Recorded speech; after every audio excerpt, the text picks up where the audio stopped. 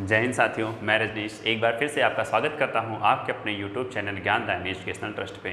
जैसा कि हम लोग ग्रामीण परिवेश की क्लास लेके चल रहे हैं और ग्रामीण परिवेश में अभी तक हम लोगों ने योजनाओं के बारे में पढ़ा है। ठीक है, योजनाओं के बारे में पढ़ा और योजनाओं से रिलेटेड हम लोगों ने क्वेश्चंस भी किए हैं। अब हम लोगों का क्या है, अब हम लोगों का काम क्या है, तो अब हम लोगों का काम है क्या करना, आगे की चैप्टर्स को पढ़ना है। ठीक है, तो आज से हम लोग जो शुरू करेंगे वो शुरू करेंगे ग्राम। ठीक है, ग्राम क्या है, यानी कि या फिर आप इसी को क्या कहते हैं, गांव कहते हैं। ठीक है, इसी को आप लोग क्या कहते हैं, गांव। तो गांव क्या है, इस पे कितने लोगों ने बताया गांव कितने प्रकार के होते हैं। जैसे एक महोदय थे जे हेराल्ड। ठीक है, एक महोदय थे, एक समाजशास्त्री थे जिनका नाम क्या था, जे हेराल्ड। इन्होंने बताया कि जो गांव है इसे हम 3 कैटेगरियों में बांट सकते हैं। ठीक है, गांव जो है इसे हम क्या कर सकते हैं, 3 कैटेगरियों में बांट सकते हैं। कौन कौन सा गांव, एक संक्रमणशील गांव, एक संक्रमणशील गांव, एक क्या है अर्ध कृषक समाज, और तीसरा पूर्ण कृषक समाज या फिर स्थायी समाज, स्थायी कृषक समाज कह सकते हैं। तो ये थे गांव के ऐसे प्रकार। तो इन्हीं सब लोगों की अवधारणाओं को हम लोगों को पढ़ना है, क्योंकि हमारे ग्रामीण परिवेश में ये सब क्वेश्चंस पूछे जाते हैं। ठीक है, और अभी जब योजनाएं जो बची हुई हैं, अभी जब हम लोग यूपी स्पेशल इसी में पढ़ेंगे तो योजनाओं को वहाँ पर भी पढ़ेंगे। ठीक है, योजनाओं को वहाँ पर भी हम लोग पढ़ेंगे। तो फिलहाल हम लोग देखते हैं गाँव किसे कहते हैं। गाँव किसे कहते हैं, क्या किसी को मालूम है गांव किसे कहते हैं? क्या किसी को मालूम है गांव किसे कहते हैं? तो गांव किसे कहते हैं भैया, तो एक ऐसा भूभाग, एक ऐसा भूभाग जहां पर, काफ़ी इंपॉर्टेंट लाइन लिख रहा हूं, ये पेपर में पूछा गया है। ठीक है, एक ऐसा भूभाग जहां पर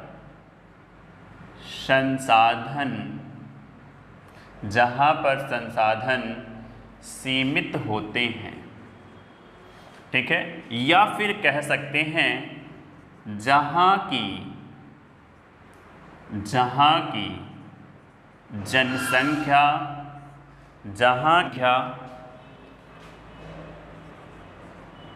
पूरी तरह से कृषि पर निर्भर होती है।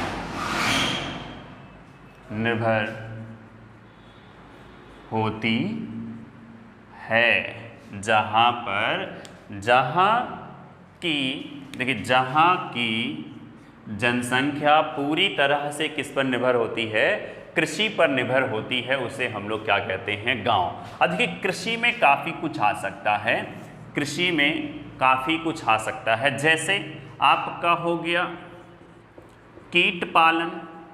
ठीक है, कीट पालन हो गया। आप कह सकते हैं मधुमक्खी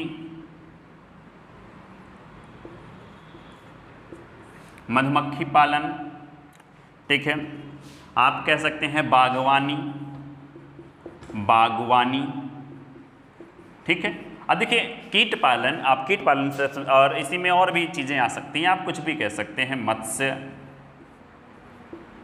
पालन भी कह सकते हैं। ये सब कृषि के ही तहत आते हैं। ठीक है, ये सब कृषि के ही तहत आते हैं। कीट पालन, आप सोच रहे हो कीट कौन पालता होगा, भाई कीट कैसे पाला जाता है, तो आप कहेंगे ना कीट पालन कैसे किया जाता है, तो आप कहेंगे कि सर जैसे रेशम का कीट होता है ना, रेशम का कीड़ा होता है, तो उसके रेशम को निकालने के लिए शहतूत लगाई जाती है, फिर उस पर रेशम के कीड़ों को डाला जाता है, तो क्या करते हैं वो लोग, ठीक है, वो लोग रेशम का निर्माण करते हैं। तो कीट पालन में आ गया। मधुमक्खी पालन आप जान ही रहे हो। बागवानी में आप क्या कहते हो, जैसे कि बागवानी है, आपने फल फूल उगाए, सब्जियां उगाएं। ठीक है, बागवानी में फल फूल सब्जियां ये सब उगाई जाती हैं, इसी को हम लोग क्या कहते हैं, बागवानी कहते हैं। मत्स्य पालन जान ही रहे, और कुछ भी ले सकते हैं, और भी ले सकते हैं। बहुत बड़ा है पशुपालन। ठीक है, पशुपालन, ये सभी के सभी किस में आते हैं बच्चा लोग, तो ये सभी के सभी हमारे किस में आते हैं, कृषि में आते हैं। ये सभी के सभी किस में आते हैं, कृषि में आते हैं। तो ये चीज आपको मालूम होना चाहिए। ठीक है, एक ऐसा भूभाग जहां संसाधन सीमित हो। ठीक है, जहां पर संसाधन क्या हो, सीमित हो, उसे हम लोग क्या कहते हैं, गांव कहते हैं, उसे हम लोग क्या कहते हैं, ग्राम कहते हैं। ठीक है, फिर एक और भी बन सकती है, जहां की जनसंख्या पूरी तरह से कृषि पर निर्भर हो, पूरी तरह से कृषि पर निर्भर हो, उसे भी हम लोग क्या कहते हैं, गांव। ठीक है, अब आगे अगर हम लोग बात करें, गांव में रहने वाले, ठीक है, गांव में रहने वाले लोगों को, गांव में रहने वाले लोगों को क्या कहा जाता है, तो ग्रामीण बोला जाता है। ठीक है, गांव में रहने वाले लोगों को क्या बोला जाता है, ग्रामीण बोला जाता है। और इनके समाज को क्या बोला जाता है, तो ग्रामीण समाज बोला जाता है। ठीक है, ग्रामीण समाज बोला जाता है। ठीक है, ग्रामीण समाज बोला जाता है। ठीक, यहां तक अगर बात आपको समझ में आई है तो बोलिए यस सर समझ में आई है। ठीक है, बोलिए यस सर समझ में आई है। ठीक है, तो देखो बच्चा लोग, सबसे पहली चीज़ तो अगर आप चैनल पे नए हैं तो सब्सक्राइब कर लीजिए। ठीक है, अगर चैनल पे नए हैं तो सब्सक्राइब कर लीजिए, और अगर कंटिन्यू चैनल पे बने हैं तो एक बार शेयर तो जरूर कर दीजिए, अगर चीज़ें अच्छी लग रही हैं तो लाइक भी कर लीजिए। ठीक है, और आप लोगों से मैं एक बात कहता हूँ, क्या कि आप लोगों से एक बात मैं कहता हूँ कि अगर आप लोगों को ग्रामीण प्रवेश की पूरी फ्री ऑफ कॉस्ट क्लास लेनी है, तो बच्चा लोग, आप लोग हमारे चैनल ज्ञानदायिनी एजुकेशनल ट्रस्ट को सब्सक्राइब कर लीजिए, क्योंकि यहाँ पे पूरी तरीके से ग्रामीण प्रवेश की क्लास जो है आपको फ्री ऑफ कॉस्ट दिया जाएगा। आप यूट्यूब पे सर्च कर लीजिए, किसी भी चैनल पे जाके सर्च कर लीजिए, जो कि बहुत बड़े बड़े चैनल होंगे, बहुत बड़े बड़े एजुकेशन के चैनल होंगे, तो वहाँ पे भी आपको ग्रामीण प्रवेश की 10 क्लास 12 क्लास मिल जाएगी, उसका कहानी खत्म। ठीक है, फिर उसके बाद वो लोग क्या कहेंगे, पेड आके ले लो। तो यहाँ पे हम लोग पेड वेड कुछ नहीं है, यहाँ पे तो सब फ्री ऑफ कॉस्ट है, यहाँ पे तो सब फ्री ऑफ कॉस्ट है और पूरी क्लास कराई जाएगी। ठीक है, अब देखिए, अब आगे देखते हैं गांव शब्द का प्रयोग। ठीक है, अगर मैं कहूँ गांव शब्द का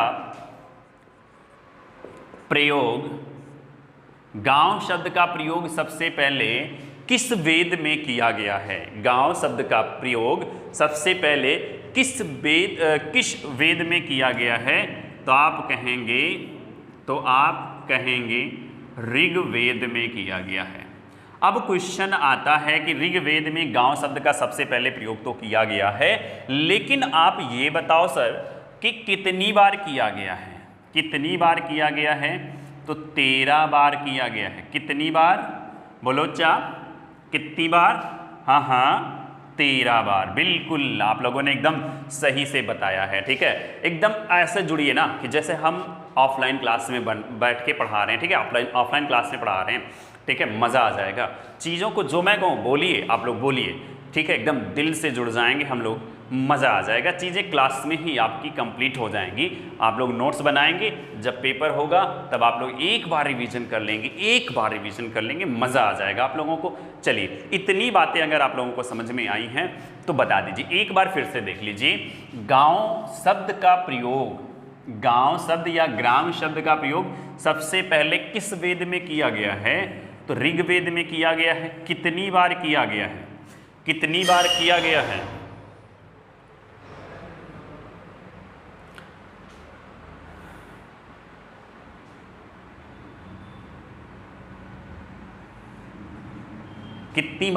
है, तो 13 बार किया गया है। ठीक है, कितनी बार किया गया है, तो 13 बार किया गया है। देखिए, कृषि मतलब गांव किसे कहते हैं, एक ऐसा भूभाग जहां संसाधन सीमित हो, जहां की जनसंख्या पूरी तरह से गांव पर निर्भर हो। ठीक है, पूरी तरह कृषि पर निर्भर हो, क्या कहलाता है, ग्राम कहलाता है। ग्राम में रहने वाले लोग क्या कहलाते हैं, तो ग्रामीण कहलाते हैं। ग्राम में रहने वाले लोग क्या कहलाते हैं, तो ग्रामीण कहलाते हैं। और इनके समाज को क्या बोला जाता है, तो इनके समाज को बोला जाता है ग्रामीण समाज। ठीक है, क्या बोला जाता है, विलेज सोसाइटी। ठीक है, विलेज सोसाइटी। बात समझ में आ गई? ठीक है, अगर इतनी बात आपको समझ में आई है तो जल्दी से आप लोग क्या करिए, स्क्रीनशॉट ले लीजिए। तो आप लोग स्क्रीनशॉट ले लीजिए एकदम इत्मीनान से। ठीक है, अब फिर उसके बाद हम लोग चलते हैं कुछ फैक्ट पढ़ने के लिए। आप लोग स्क्रीनशॉट ले लिए होंगे, तो अब हम लोग क्या करते हैं, फैक्ट्स पढ़ते हैं। ठीक है, कुछ फैक्ट्स पढ़ते हैं। चलिए, वो फैक्ट्स क्या हैं देखते हैं हम लोग। जैसे भारत का वह कौन सा गांव है, भारत का वह कौन सा गांव है, जैसे भारत का वह कौन सा गांव है जो, वह कौन सा गांव है जो सबसे पहले आधुनिक गांव बन गया। ठीक है, तो क्या कहा मैंने, भारत का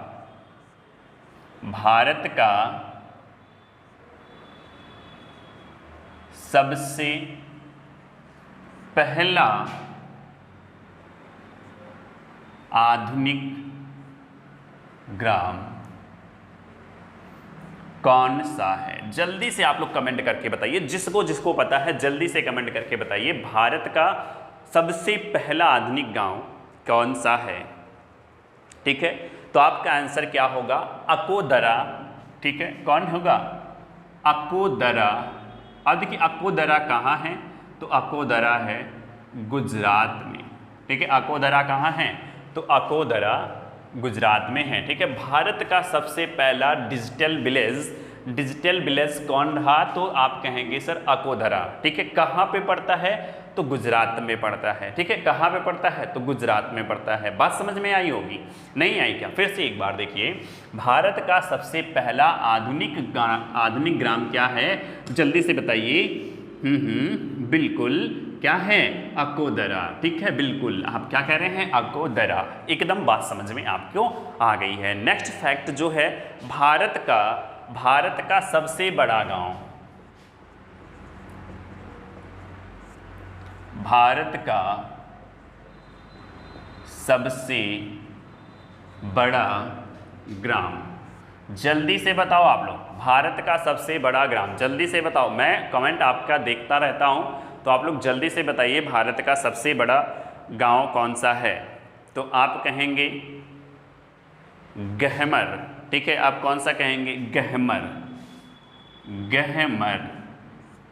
ठीक है, गहमर कहाँ पे पड़ता है, गहमर पड़ता है गाजीपुर। ठीक है, यहाँ से एक क्वेश्चन और बन सकता है।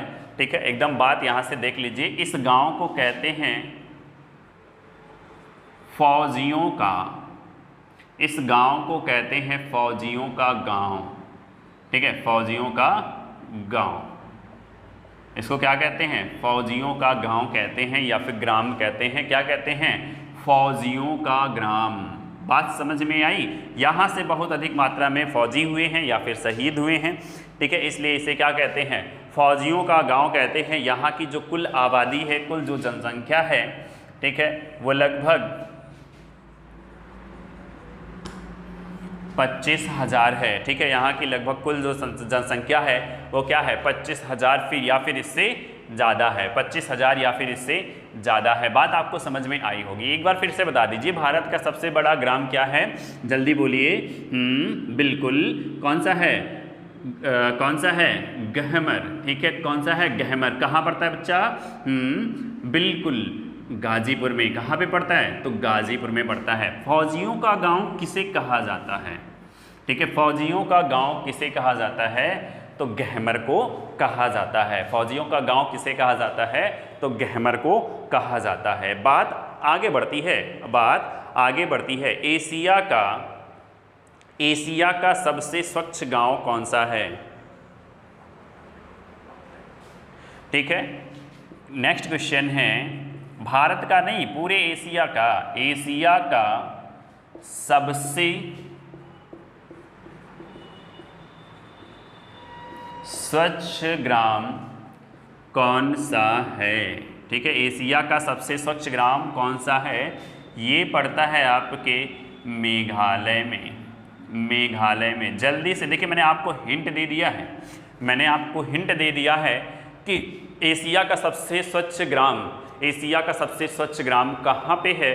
तो आप कह रहे हैं कि सर मेघालय में है। गांव का नाम क्या है? तो गांव का नाम है मवलय नाग। ठीक है, क्या है? मवलय नाग। ठीक है, मवलय नाग जो है ये एशिया का सबसे स्वच्छ है, अपने भारत में है। कहाँ पे है? तो अपने भारत में है। अपने भारत में कहाँ पर है? तो मेघालय में है। अपने भारत में कहाँ पर है? तो मेघालय में है। बात समझ में आपको यहाँ तक आ रही होगी। ठीक है, बताइए सबसे स्वच्छ गांव कौन सा है? बिल्कुल, कौन सा है? मवलय नाग। ठीक है, कहाँ पड़ता है? तो मेघालय में पड़ता है। कहाँ पड़ता है? तो मेघालय में पड़ता है। अगर चीज़ें समझ में आ रही हों तो एक बार दबा के लाइक कर दीजिए, मज़ा आ जाएगा। ठीक है, दबा के लाइक कर दीजिए, मज़ा आ जाएगा। अब देखिए भारत में अधिकतर लोग कहाँ पे रहते हैं? तो भारत में अधिकतर लोग कहाँ पे रहते हैं? गांव में रहते हैं। अगर भारत की कुल आबादी देखें, अगर भारत की कुल आबादी देखें तो भारत की कुल आबादी का 68%, भारत की कुल आबादी का क्या 68% लोग कहाँ पे रहते हैं?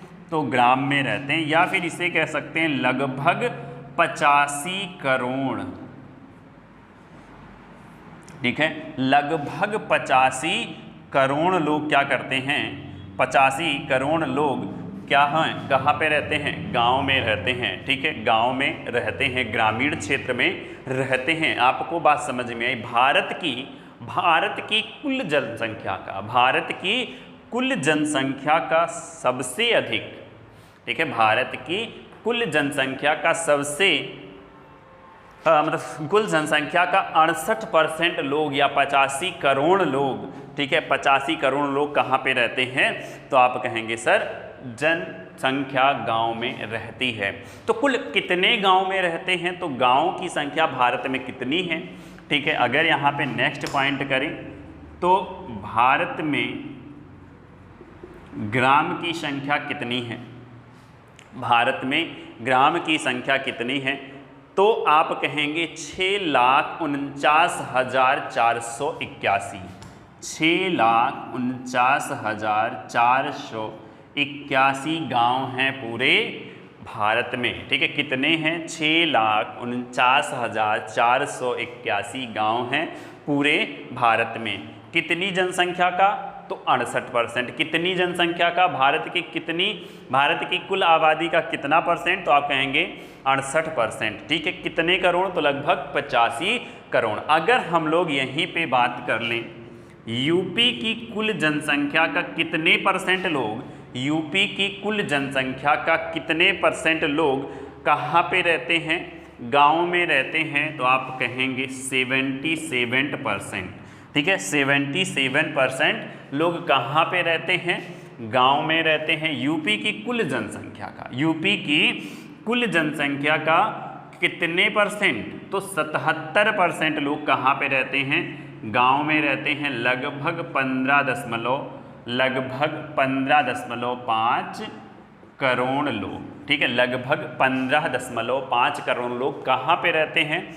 तो गांव में रहते हैं, ग्रामीण क्षेत्र में निवास करते हैं। अब यूपी में कुल कितने गांव हैं? यूपी में कुल कितने गांव हैं? तो 9,000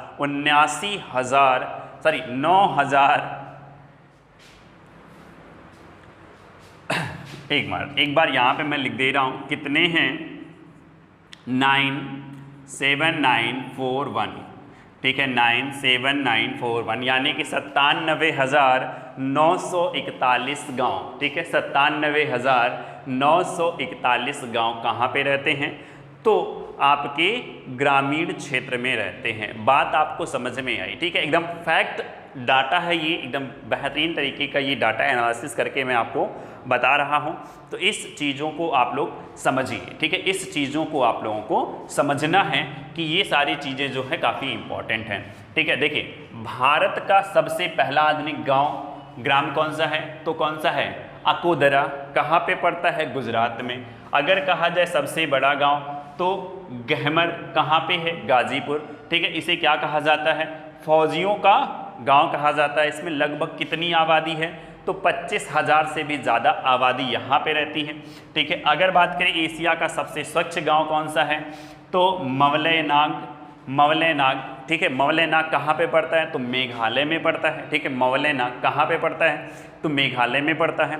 अगर बात करते हैं कि भारत की कुल आबादी का कितना % लोग गांव में रहते हैं, तो आप कहेंगे 68% लोग कहाँ पे रहते हैं, ग्रामीण क्षेत्र में रहते हैं, गांव में रहते हैं। फिर अगर पूछा जाए कि लगभग संख्या में बताइए कितने करोड़ लोग रहते हैं, तो आप कहेंगे 85 करोड़ लोग रहते हैं। अगर यहीं पे यूपी की हम लोग बात कर लें, तो यूपी की कुल आबादी का कितने लोग ग्रामीण क्षेत्र में रहते हैं, तो लगभग तो कितने %, 77%, लगभग 15.5 करोड़ के करीब लोग कहाँ पे रहते हैं, ग्रामीण क्षेत्र में रहते हैं।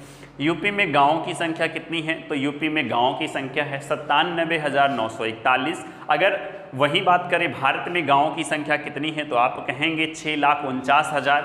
आप कहेंगे 6,49,481 गाँव कहाँ पे रहते हैं, सॉरी 81 गाँव कहाँ पे हैं, तो भारत में हैं। ठीक है, बात यहाँ तक आपको समझ में आ गई होगी। अगर बात आप लोगों को यहाँ तक समझ में आ गई होगी तो थोड़ी सी चीज़ें हम लोग आगे पढ़ेंगे। फिलहाल इतने का स्क्रीनशॉट ले लीजिए, फिर हम आपको आगे बढ़ाते हैं। ठीक है, गाँव का वर्गीकरण। ठीक है, ग्रामीण का वर्गीकरण, ग्राम का वर्गीकरण। चलिए इसे मैं रफ कर दे रहा हूँ।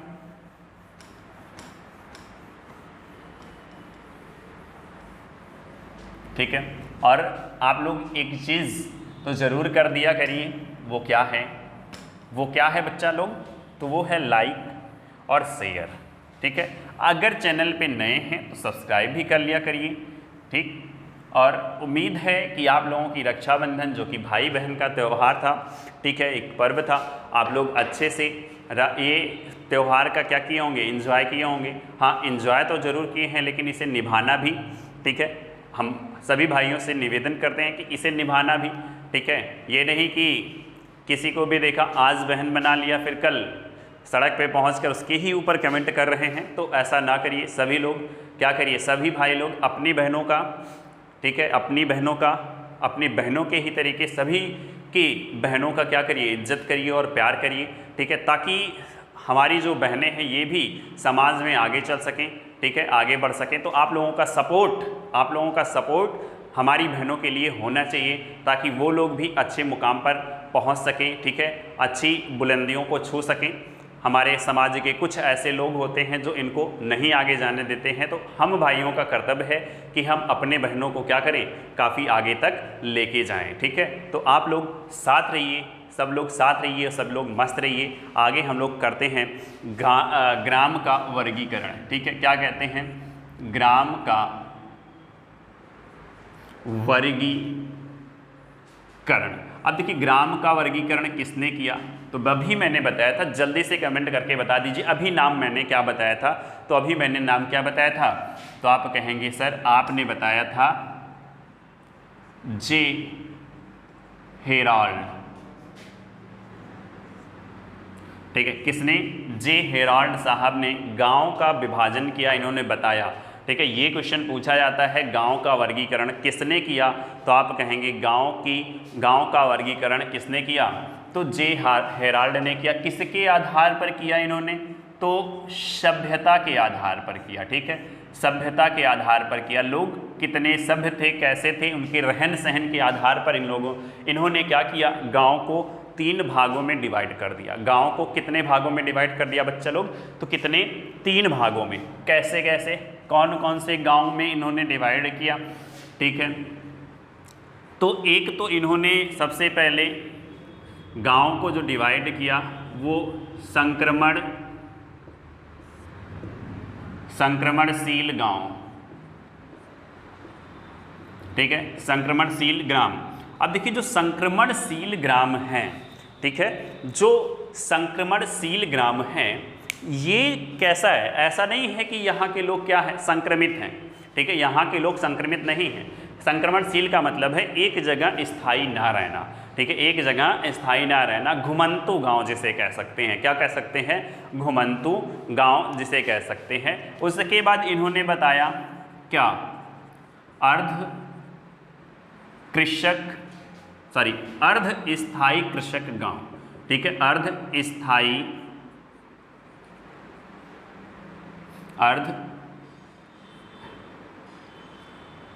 स्थायी कृषक ग्राम। फिर उसके बाद इन्होंने एक बताया स्थायी कृषक ग्राम। अब देखिए इनमें तीनों में अंतर क्या है, इसी के बारे में हम लोगों को, ठीक है, क्या करना है, डिस्कस करना है। तो संक्रमणशील ग्राम में हम लोग क्या बात कर रहे हैं, संक्रमणशील ग्राम में क्या होता है। तो इस प्रकार देखिए एकदम ध्यान से सुनिएगा, मैं यहाँ पे चीज़ों को लिखाने के लिए नहीं हूँ, तो आप लोग क्या करिएगा, ध्यान से चीज़ों को सुनिएगा और ध्यान से इसे नोट डाउन कर लीजिएगा, ठीक है। एक बार वीडियो देखिएगा, फिर दोबारा वीडियो देखकर क्या करिएगा, इसे लिख लीजिएगा। तो संक्रमणशील ग्राम क्या होते हैं, जिसे आप लोग इसमें कह सकते हैं खाना बदोशी, ठीक है, खाना बदोशी।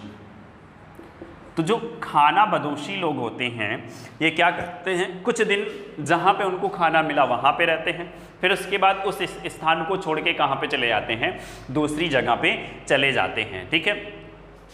तो क्या कह सकते हैं, इस तरह के लोग, इस तरह के गांव के लोग लगातार अपने स्थान को बदलते रहते हैं, ठीक है, लगातार अपने स्थान को क्या करते रहते हैं, बदलते रहते हैं, ठीक है। क्यों बदलते रहते हैं, क्योंकि इनके पास असीमित, ठीक है, जीविका चलाने के लिए निश्चित साधन होते हैं, ठीक है, जीविका चलाने के लिए निश्चित साधन होते हैं। जितने में जहाँ पे जैसे मान लीजिए मैं यहाँ पे इस समय अयोध्या में हूँ, ठीक है, अयोध्या से मैं आप लोगों को पढ़ा रहा हूँ।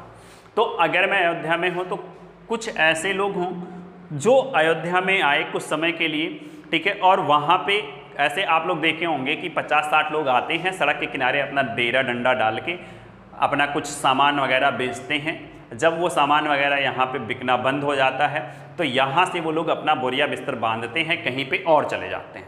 जब कहीं पे और चले जाते हैं, इन्हीं को हम लोग क्या कहते हैं, संक्रमणशील ग्राम कहते हैं। और फिर जब ये लोग ही कुछ ऐसी जगह पे पहुँच जाते हैं जहाँ पर इनको खेती करने के लिए क्या होता है, संसाधन मिल जाते हैं। खेती करने के लिए क्या होता है, संसाधन मिल जाते हैं, ठीक है।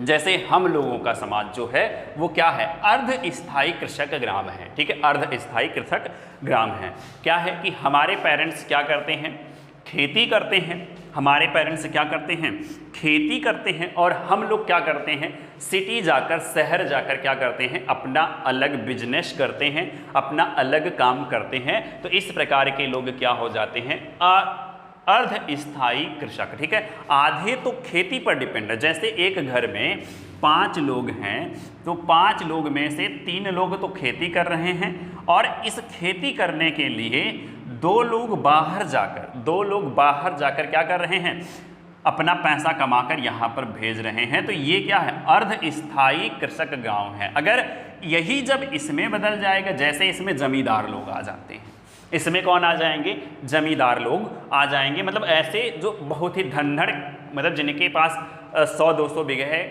खेती है, जिससे इनका जीवन यापन खेती से आसानी से हो जा रहा है, तो ये लोग स्थायी हैं। अब ये लोग गांव छोड़कर सिटी की तरफ नहीं जाएंगे, गांव छोड़कर सिटी की तरफ नहीं जाएंगे। तो इन लोगों को हम लोग क्या कहते हैं, तो इन लोगों को हम लोग क्या कहेंगे, स्थायी कृषक समाज कहेंगे, स्थायी कृषक ग्राम कहेंगे, ठीक है। समाज भी कह सकते हैं, ग्राम भी कह सकते हैं। बात समझ में आई कि नहीं आई, ठीक है, बात समझ में आई कि नहीं आई। अगर समझ में नहीं आई है तो वीडियो को एक बार रिवर्स करिएगा और फिर से इन तीनों में क्या करिएगा, डिफरेंस समझिएगा और चीज़ों को लिखिएगा, क्योंकि पूछ लेगा सेंटेंस में पूछ लेगा कि ऐसा गांव जहां पर खेती जीविका चलाने भर के लिए नहीं होती है और वहां के कुछ लोग गांव से शहर जाकर अपनी जीविका के लिए धनोपार्जन करते हैं, वो कौन सा गांव कहलाएगा। तो आप क्या कहेंगे, वो कौन सा गांव कहलाएगा, अर्ध स्थायी गांव कहलाएगा। अब बात यहाँ से एक क्वेश्चन और निकल के आता है, क्या कि जे हेराल्ड साहब ने गाँवों को किस आधार पे बांटा। तो गाँवों को किस आधार पे बांटा भैया, तो गाँवों को सभ्यता के आधार पे बांटा। किसके आधार पर बांटा, सभ्यता के आधार पर बांटा। और आप लोग एक बात और ध्यान से सुनेंगे कि अगर उन्होंने सभ्यता के आधार पे बांटा तो कितने भागों में बांटा, तो आप कहेंगे 3 भागों में बांटा। नाम पूछ लेगा, जे हेराल्ड साहब, जे हेराल्ड के द्वारा बांटे गए गांव में से कौन सा गांव नहीं है, तो ये 3 नाम दे देगा और कोई एक नाम दे देगा। तो आपसे पूछ लेगा तो आप क्या कहेंगे कि सर ये तीनों तो है, क्योंकि आपने ये तीनों पढ़ा है, चौथा जो नहीं है इनके में तो वो क्या हो जाएगा, वो गलत हो जाएगा। अभी बात आपको समझ में आई होगी। अगर आपको बात समझ में आई है तो दबा के लाइक करिए, ठीक है, दबा के लाइक करिए और दबा के शेयर करिए। फिलहाल आज के लिए हम लोग इतना ही रखते हैं, हम लोग कल की क्लास में मिलेंगे तो इसमें आगे कंटिन्यू करेंगे, ठीक है, इसमें आगे हम लोग कंटिन्यू करेंगे। मेरे 3 प्रिंसिपल आप लोग क्या कर लीजिए, अपना लीजिए। एक, बेहतरीन तरीके से खाना खाइए। दूसरा, बेहतरीन तरीके से पढ़ाई करिए। तीसरा क्या है कि बेहतरीन तरीके से एंजॉय करिए, ठीक है। जब आप ये तीनों करेंगे तो चौथा जो है, रात में जो नींद आएगी आपकी वो बिना सपनों वाली आएगी। आप आसानी से जब सोएंगे तो आपका दिमाग आसानी से बढ़िया से खुलेगा और आप टेंशन मुक्त रहेंगे दिन भर, ठीक है। लेकिन सेहत के लिए अच्छा से खाना खाना पड़ेगा, और जब अच्छा से खाना खाएंगे तो आपको पढ़ाई में भी मन लगेगा। जब आपका पढ़ाई में मन लगेगा तो जब आप अपने सारे इतने वर्क को पूरा कर लेंगे कि हाँ लगेगा कि आज के दिन का हमारा काम क्या हो गया, बढ़िया हो गया, तो आप लोग क्या करेंगे, अच्छे से एंजॉय भी कर पाएंगे। और जब अच्छे से एंजॉय भी कर लेंगे तो आप अब अपने सारी चीज़ों को कंप्लीट कर लिया है तो आप क्या करेंगे, आसानी से सो भी लेंगे और बिना सपनों के, तो आपको मज़ा आ जाएगा कि आपकी दिनचर्या बदल जाएगी। तो ये तीनों प्रिंसिपल आप लोग हमारे अपना कर देखिए, आप लोगों को सफलता मिलेगी। क्या, पहला बेहतरीन खाना खाना है, दूसरा बेहतरीन पढ़ाई करनी है, तीसरी बेहतरीन तरीके से क्या करना है बता दीजिए, तो एंजॉय करना है। यानी कि दबा के खाएंगे, दबा के पढ़ेंगे और दबा के एंजॉय करेंगे, ज़िंदगी के जीने का मज़ा ही बदल जाएगा। फिलहाल आज के लिए इतना ही, तब तक के लिए जय हिंद, जय भारत, शुभ रात्रि। मिलते हैं कल।